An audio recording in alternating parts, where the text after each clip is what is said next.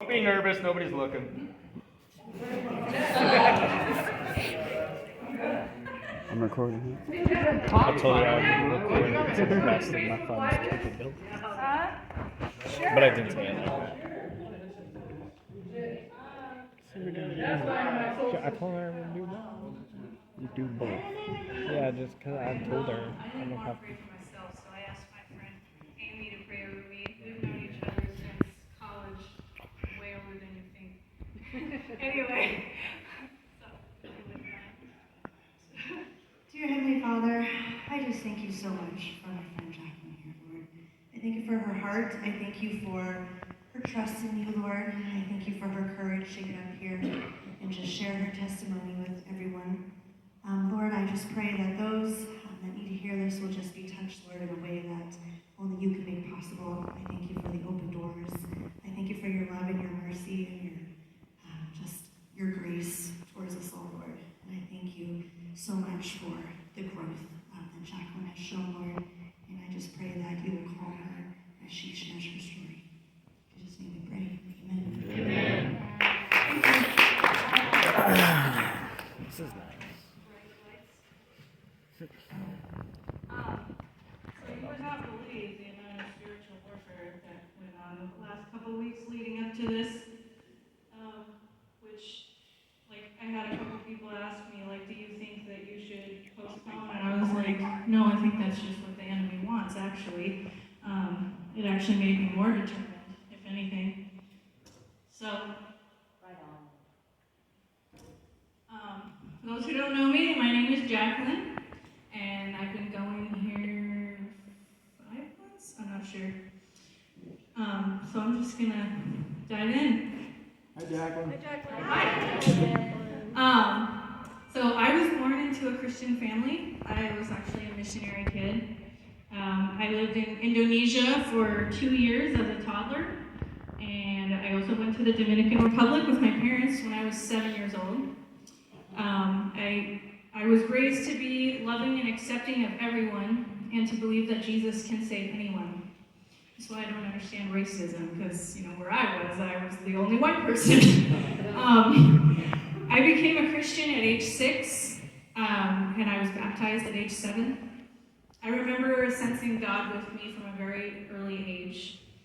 I have wonderful memories of my childhood, but I also have traumatic memories. On the outside, my family looked like the perfect cookie-cutter, family and ministry and all that, but we had a lot of struggles. I feel blessed that despite our issues, my parents truly did love the Lord, and they still do. They were always involved in ministry and worship teams, read the Bible to us, and they taught us to pray. It could have been a lot worse if we had not had that foundation. I grew up struggling with many things, including ADHD. I was diagnosed in elementary school. I had a lot of emotional problems, including anger, which turned into rage in middle school. But it was not until later that I really understood why. After coming home from the mission field, my brother and my dad struggled with anger really bad. Sometimes my dad would take it out on my brother, and then my brother would take it out on me. I was extremely insecure and depressed through middle school and high school. We were involved in a youth group, me and my brother, and this is definitely where I started making my faith my own and discovering my spiritual gifts. I'll never forget driving home from our church one day and God directing my eyes to the license plate in front of us. And on that license plate said, Luke 1:45.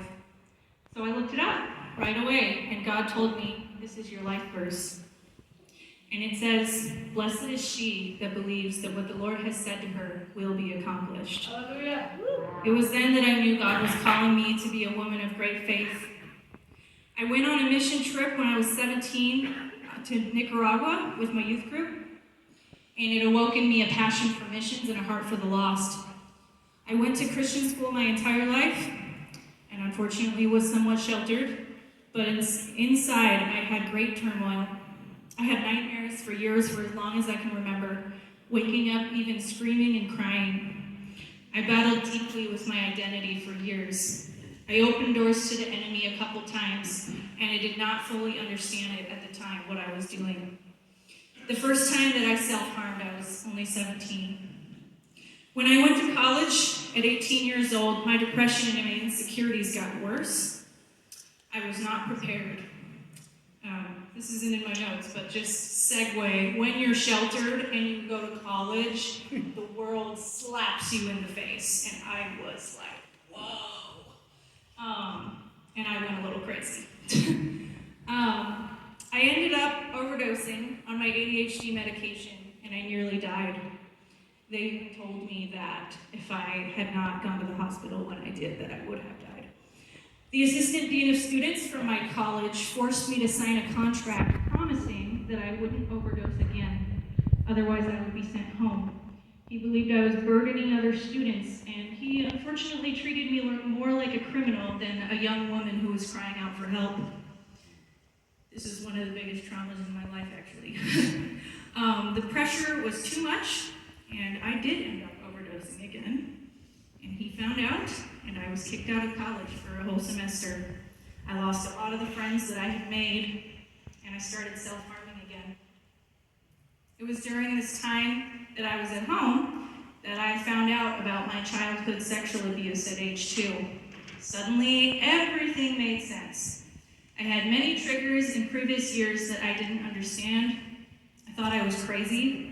I would start crying during inappropriate scenes in movies, and people would be like, whoa, what's wrong with you? Or I would have a panic attack if a guy touched me too long. I had issues in many of my friendships, and I felt like I was different than everybody else, and I didn't know why. Suddenly all the dots were connecting. Like they say, sometimes, the mind forgets, but the body remembers. So to say I was devastated would be an understatement. I felt like my whole life had been a lie up to that point. I didn't feel like I could trust anybody anymore. I sunk into a suicidal depression. When I finally was allowed to return to college, my self-harming increased. I ended up cutting myself every day for a year, and it became very dangerous. Only a couple people actually knew how serious that it was. Looking back, I know I was in darkness. From about age 18 to 28, I was in a decade of bondage. I started experimenting with partying, drugs, and alcohol in my 20s. I didn't drink until I was 20. I thought I was such a rebel, but I quickly became addicted. It took a very long time for me to admit my alcoholism, however. I had my first dating relationship at 21, and to this day, I still believe that it was my most abusive. He was my first everything, and I became extremely codependent on him. He toyed with my emotions. If he was mad at me, he would just stop talking to me for a week at a time. He would tell me he never loved me, that nobody ever would, and cuss me out and tear me down until I was frozen in the fetal position on the floor. I started to hate myself and life. I was with him on and off for 5 years. It was during this time that I tried cocaine for the first time. We even did it together a few times, and I was immediately addicted. I would go without it for long periods of time, but I would end up re-addicted every time I did it again. It was also during this time I started a pretty serious theft addiction. For the next several years, I was in many toxic relationships that included physical, sexual, verbal, and emotional abuse. I was date raped by 2 of my exes. Very few people know that. I continued to be an alcoholic. I wouldn't drink every day, so I thought I wasn't, but when I drank, I lost control. I continued to party. Partying was kind of my thing. Clubbing. I also continued to self-harm, and I had chronic overdoses on prescription drugs. I have overdosed more times than I can count, and for a long time I had very serious PTSD with emergency rooms. I had been in counseling on and off ever since I was a kid, but it became clear that I needed something deeper, because it wasn't working. I went twice to a ministry in Elkhart, Indiana that does what is called theophostic prayer. It's just a prayer process that creates space for the Holy Spirit to meet with individuals in the deep wounded places inside left by severe trauma. It's basically someone just guides you to meet with Jesus, because he's the only one that can heal some wounds. I did get a lot of profound healing there, but I continued to struggle. My parents have been part of Youth with a Mission, also known as YWAM, an international mission organization that trains young adults to become missionaries, for nearly 12 years now. Whenever I would visit them, my mom would often encourage me to do a discipleship training school, which is YWAM's primary school. Whenever I'd say, I want to visit such and such country, she'd say, join YWAM, see the world. But I wasn't ready. I didn't want it to be their idea. I didn't want to do it just because my parents did it. Very strong-willed. In my mid-20s, after another overdose, I came to visit my parents, stay with them for a while. While I was there, a close friend of theirs lost their daughter to a drug overdose. She was my age. I had a breakdown, and I realized that could have been me. I had a radical encounter with the Lord while I was there and was rebaptized by some YWAM students in the local hot springs. I'll never forget it. I rededicated my life to the Lord. It was at this time that I felt God calling me to do a YWAM school and be a missionary. But I wasn't ready yet. I still wasn't completely out of bondage. During these years, I also had a serious theft addiction. I used to describe stealing as my heroin. I didn't know how to stop. I noticed that I would steal and spend the most when I was in abusive relationships. I didn't even need the items, usually. It was a way of coping or feeling in control in chaotic times. It got out of hand to the point where I even had a therapist psychoanalyze me to see if I had antisocial personality disorder, because she didn't understand why I couldn't stop. I was stealing several $100s at once sometimes. I have had 3 misdemeanors in theft. I've also been through mental health court, but I'm very blessed that I didn't go to jail or prison, though there are many reasons why I should have. It was not until rehab that I was able to overcome this addiction through the Lord's grace. After my first damaged relationship, I continued to be what I call a serial dater. I went from one relationship to the next, very codependent. Slowly, I too became abusive in relationships. It was a response to my own trauma, but it took me a long time to admit that I had abusive tendencies. I ended up in a relationship with my first boyfriend's roommate. Not a good thing. He overheard my ex yelling at me all the time. And so one day he called me to make sure I was okay, and I wasn't. And we started seeing each other immediately after I stopped seeing my ex. We were together 3 separate times over 5 years. I thought he was my soulmate. How many times have you heard that?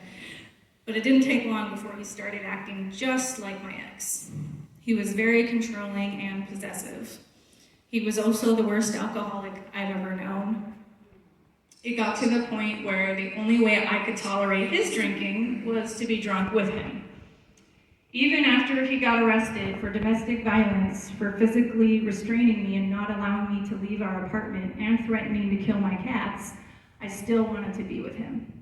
He did end up going to the rehab through Good Samaritan and changed for a while. We started going to the altar church together on and off, but soon he relapsed again. And I was still in my own chaos, dealing with my own addictions to alcohol, weed, self-harm, and partying. After our second time breaking up, I got with a guy from Alcoholics Anonymous who unfortunately only had 90 days clean from meth. He exhibited signs of narcissism and gaslighting pretty quickly, but I had gotten used to toxicity and I didn't want to be alone. So when I was 28, this is like when my world fell apart. Hold that thought. I had overdosed again, and while I was lying in the hospital, the doctor came in and told me that I was 10 weeks pregnant. I started laughing at him, and I said, "That's not funny."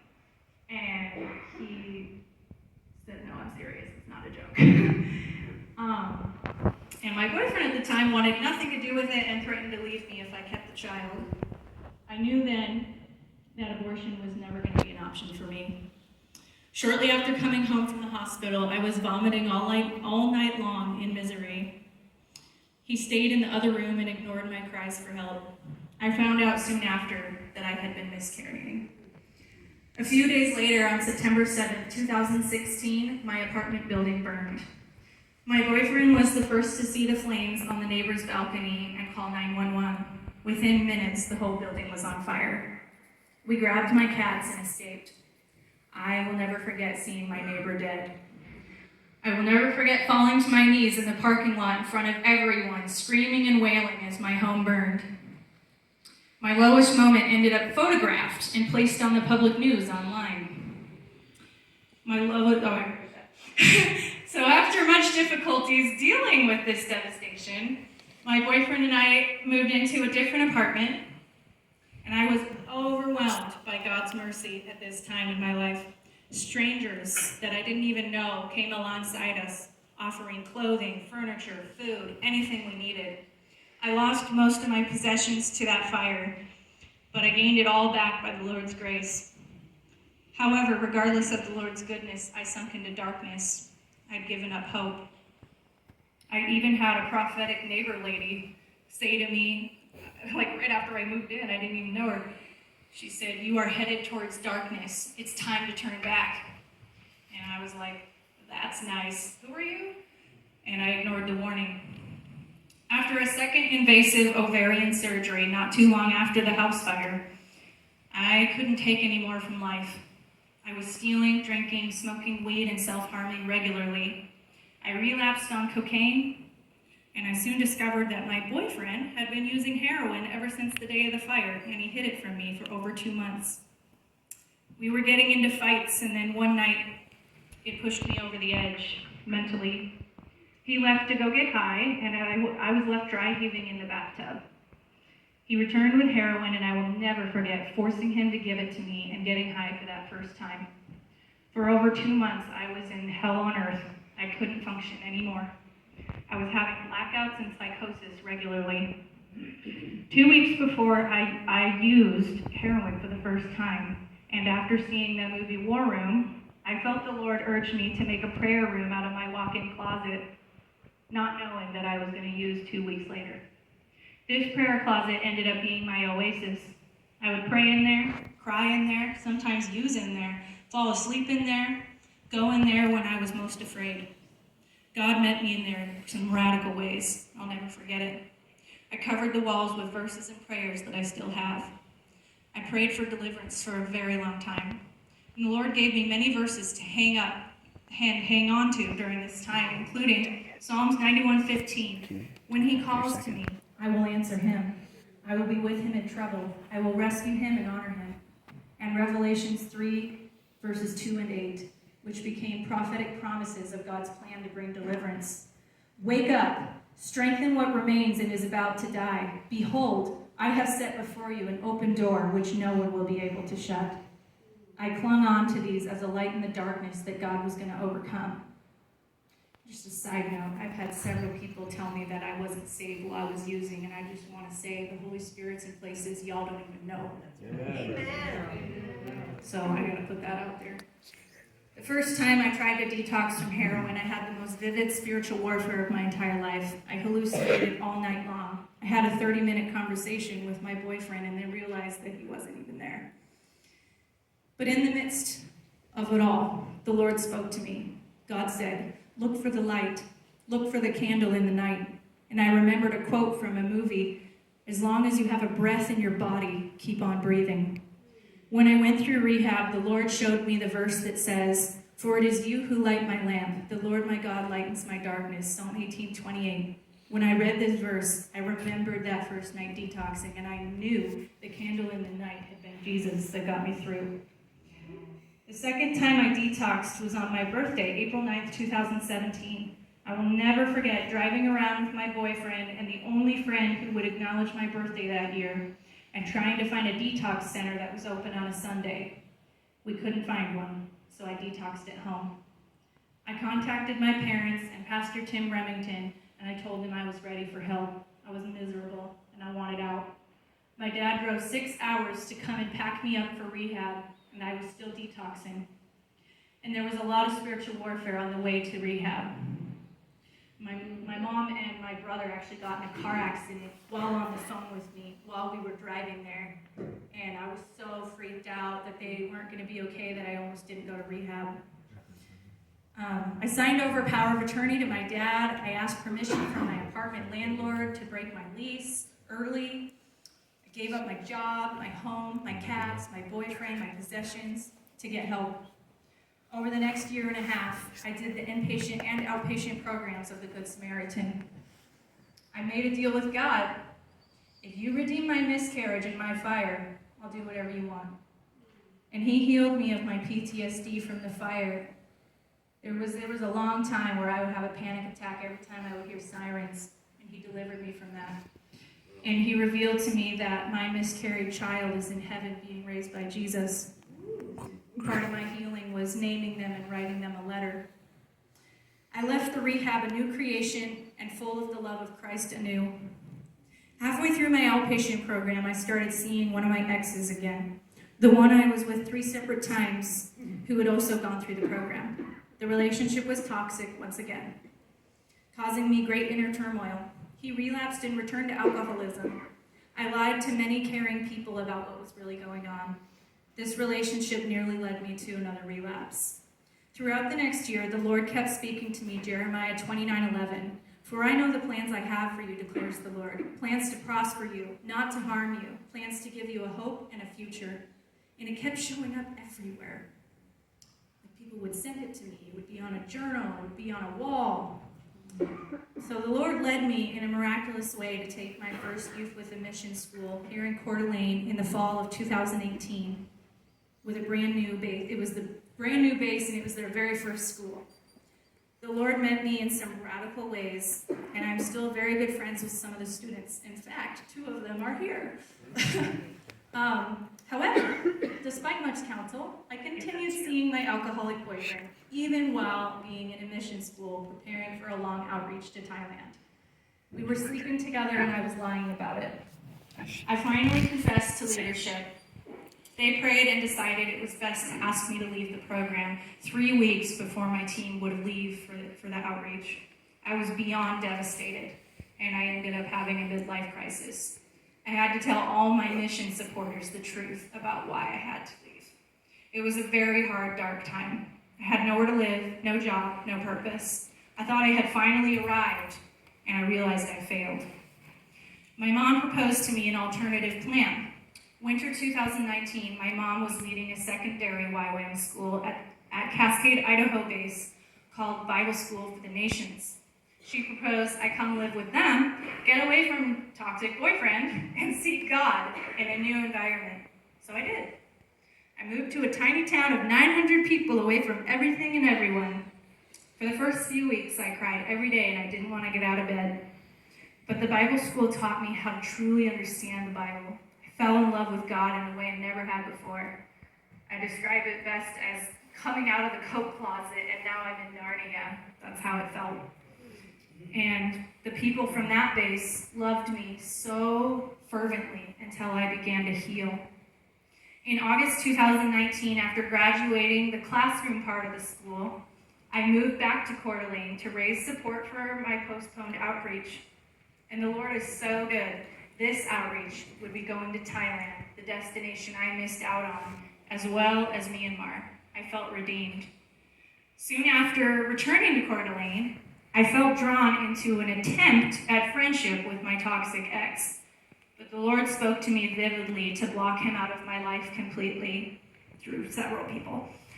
I've had him blocked now for 2 years.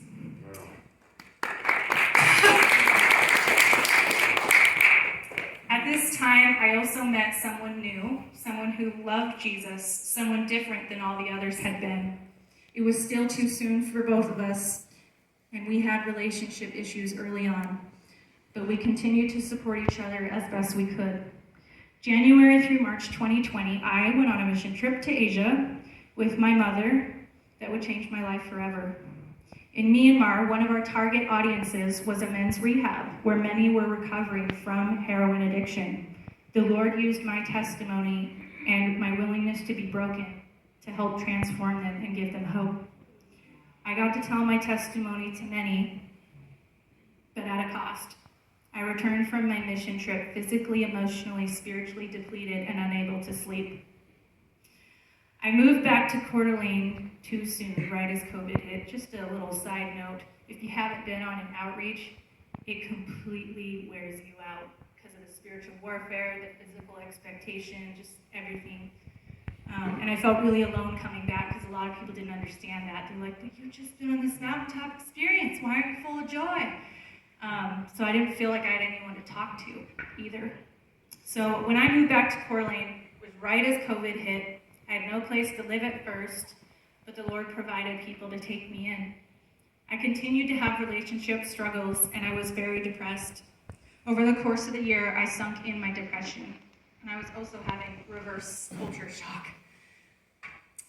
I started isolating, and I got to a place where I felt like a failure and hopeless. I felt that I had let God down and messed up my calling. Things got pretty bad. I ended up relapsing on self-harm, cigarettes, and marijuana, and I was suicidal often. I finally reached out for help, and I put myself back in treatment through Restored Paths. After a breakup in early spring, I stopped eating and lost weight. I nearly killed myself one night, but the Lord provided someone to talk me out of it. That was actually in March. I decided I was truly tired of destroying my life. I got this tattoo that I have that says, "Choose life," with the suicide awareness symbol inside of a cross. I have relapsed on cigarettes and self-harm a couple times since then, but about a month ago, my therapist told me that I'm the happiest that she's ever seen me. Over the last year, and just the reason I got that was because I told myself I'm done destroying myself. That's why I got it. Over the last year, I had falling outs with 2 different church groups, a couple friends, and a woman that was like a mother to me in many ways. Despite my deep trust issues, though, the Lord has continued to speak over me. I am always with you, even to the end of the age, and I will never leave you or forsake you. He has provided miraculously for my rent since March, spoken to me vividly in dreams and visions, and always brought people to me when he knew I needed them. He has been recklessly faithful and gracious to me. I have been working on my recovery skills, trauma healing, and creating a stronger support network, because I don't want to go back. Currently, the verse that keeps showing up in this season is, "I am fearfully and wonderfully made." I'm actually going to get it on my foot. The Lord has been speaking to my identity, teaching me how to encourage myself in the Lord when others fail. But he also brought me to this Celebrate Recovery at a time when I was lonely and hurt, and I needed love and acceptance. These are my people. This is my church group. I want you guys to know that. It's taken me a long time to open up, but you guys have been patient. And just like the women praying over me tonight, showed me that this is where I belong. So I'm not perfect. I still battle with depression and anxiety on a daily basis. I don't have all the answers about what is life and where am I going. This season for me is definitely about learning not to find my identity and validation in others. And I've had a lot of my rejection PTSD triggered in the last couple months, and I think it's actually a good thing. I think he's trying to bring it to the surface because it's time to deal with it. Amen. So I'm still working on many things, learning to forgive, learning to have a healthy relationship, learning to love, learning to let go of my past, learning to trust God. He knows that we will fall over and over. I've lived in shame and condemnation for too long, but I've learned that God is kind and faithful. He's bigger than my pain. He's bigger than my trauma. He's bigger than my sins. His love casts out all fear. The Holy Spirit is in places y'all don't know about. He met with a heroin addict in a closet. He heard me when I called to him. He met me on the kitchen floor, the bathroom floor, sidewalk, parking lots. I want to tell the newcomer and anyone who's still struggling, there is always hope. I love the verse that says, though a righteous man falls down 7 times, he rises up 8. He knew we were going to fall. He put it in the game plan. He gives me the strength to get back up again. Each time that we get up, we're stronger. And I know that I am freer today than I've ever been, and I'm a new creation in Christ. The battle is not ours, it's the Lord's. The biggest thing I want to leave behind is that we can always run to the Father, no matter how lost or broken. We can always fall into His grace, let Him love us back to life. It's not about my abilities. That's what He's teaching me. It's about His. And He is always there. If we call unto Him, He will answer. And I just want to sing the chorus of this song that just really hit me as like, this is it. Run to the Father, fall into grace. I'm done with the hiding, no reason to wait. My heart needs a surgeon, my soul needs a friend. I'll run to the Father again and again and again and again. Amen.